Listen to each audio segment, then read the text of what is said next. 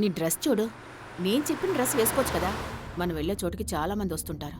ఈ డ్రెస్ నాకు నచ్చింది. ఇందులో మీ ప్రాబ్లం ఏంటి? ఇంతసేపు కూర్చుని అనవసరంగా దాన్ని కుట్టాను. ఇద్దరు ఇంట్లోంచి బయలుదేరినప్పుడు మొదలు పెట్టారు. ఇలా చూడమ్మా, వేరే ఇంట్లో కాపురం చేయాల్సిందానివి. అమ్మకున్న ఓపిక అత్తగారికి ఉండదు. గోడ కుట్టిన రబ్బర్ బంతిలాగా తిరిగి వస్తావు. అత్తగారు లేని ఇంటికి మాత్రమే నేను వెళ్తాను. ఏమంటారు? Okay okay. నువ్వేంట్రా డల్గా ఉన్నావు? ఏం లేదు. జ్వరం అని విన్నాను.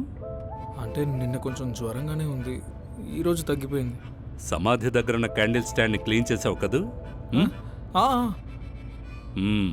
ఓకే.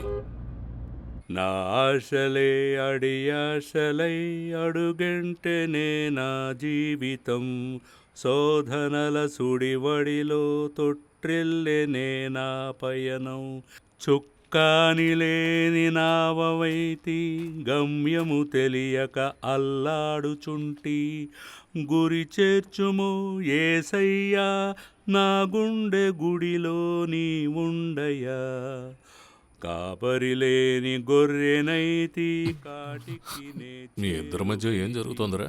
కావలిలేని తోటనైతి కారడవి తను నన్ను ప్రేమిస్తోంది. పాపన్ కూతురా?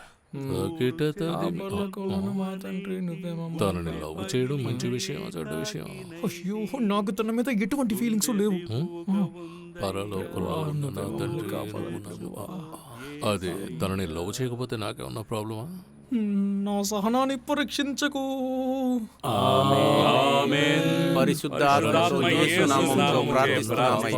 రక్షించుము తమ్ముడు సిబి. నేను చెప్పింది వెంటనే మర్చిపో. అదే మీకు మంచిది. తినే కదా వెళ్ళేది. అది వైరల్ అయింది. అలాగా? సిసిలి ఇలారా. అది నిన్న నేను పోస్ట్ చేసిన రీల్ నువ్వు చూడలేదా? ఏం చెప్పలేదా? మీరు చాలా ఓవర్ చేస్తున్నారు. పోలీస్కి కంప్లైంట్ ఇవ్వాలా? నువ్వు రామ్మా, పరువు తీయడానికే ఉంటారు.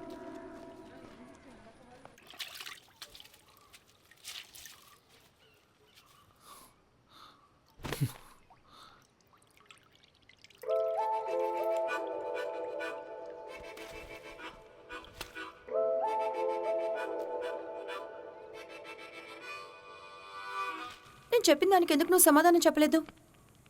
సుషా, నువ్వు నాకు అలా చెప్పగానే నా మైండ్ బ్లాంక్ అయిపోయింది. పైగా నీ మీద అటువంటి ఉద్దేశమే లేదు. ఎందుకు?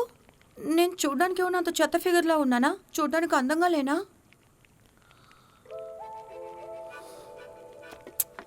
సిపి, ఇలా చూడు. నీకు నా గురించి తెలుసు, నాకు నీ గురించి తెలుసు. నీకేమిష్టమో కూడా తెలుసు. ఇలా చూడు, నువ్వు పెట్టే పులుసు నీకు కూడా నచ్చదు. విషయం అది కాదు శోష. ఇన్నాళ్ళు నేను అదే ఇంట్లో ఉంటూ అమ్మని నాన్న. నీకు చాలా నచ్చిన జాన్సన్ నాన్న అనిత మా కూతురు ఎవరినో పెళ్లి చేసుకుని ఎవరో తెలియని ఇంటికి వెళ్ళి డిప్రెషన్లోకి వెళ్ళి డివోర్స్ చేసుకుని వస్తే అప్పుడు నీకు ఓకేనా? ఏంటి ఓకే కాదు? మరి ఏంటి?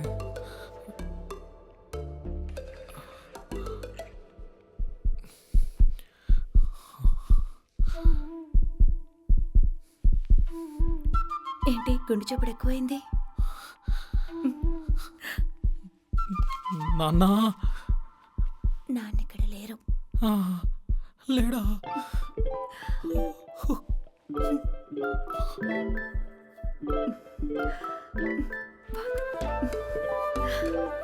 థ్యాంక్స్. ఇప్పుడే వస్తాను.